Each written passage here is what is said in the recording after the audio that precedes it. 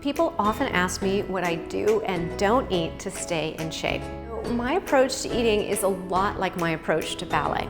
I believe in developing good habits, listening to your body, and especially letting joy be a part of everything you do. So here's my take on healthy eating. First and foremost, drink plenty of water. I spend most of my day sweating and talking, so it's extremely important for me to stay hydrated. Proper hydration really helps the muscles and the brain by processing energy for the entire body. It also staves off things like muscle cramps and headaches, which can really derail your day. Number 2, eat snacks and small meals throughout the day to keep your energy level even. So what I'm about to say, not everyone will agree with, but I am not one of those that eats 3 full meals a day. In fact, at 8 a.m., I'm not really all that hungry, but by 11 a.m., I am. And I always keep ready snacks available. So this means things like protein shakes, nuts, some fruit, or maybe even some snack bars on hand in my house, my purse, and my ballet bag so that I won't get hangry. Now, if you're gonna do this snacking method, just watch out for the sugar content of those snacks. Number 3, try to make good choices, such as lean proteins, fruits and veggies, and whole grains, but don't beat yourself up every time you don't. We all have those days when it just doesn't work out. And sometimes there's a craving for something specific. There is no harm in partaking in foods that have animal fats or sugars. We just want those choices to be small selections in a much broader range of foods. I like my sweets, my cheeseburgers, the occasional cocktail or glass of wine, but I also know how crappy my body would feel if that were the majority of my food choices. Number 4, when possible, cook and eat with friends or family. Eating is just so satisfying when it's social, and it's this satisfaction of both our biological hunger and our emotional need for relatedness that is key.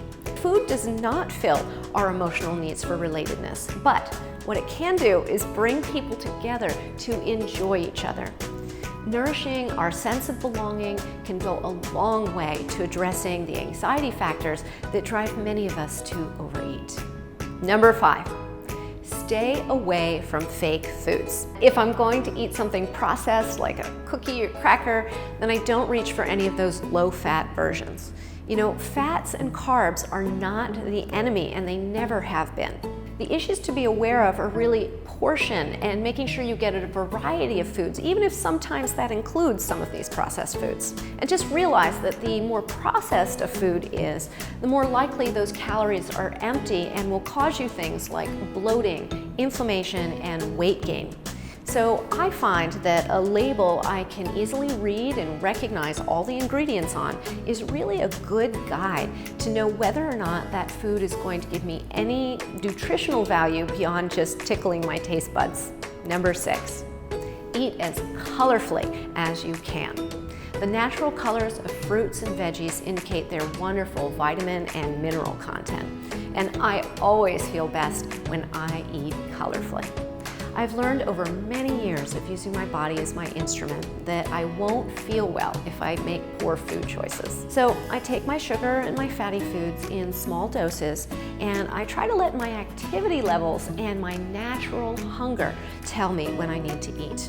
I listen to my cravings and I honor them, and that way they don't start screaming at me and overtaking my entire diet.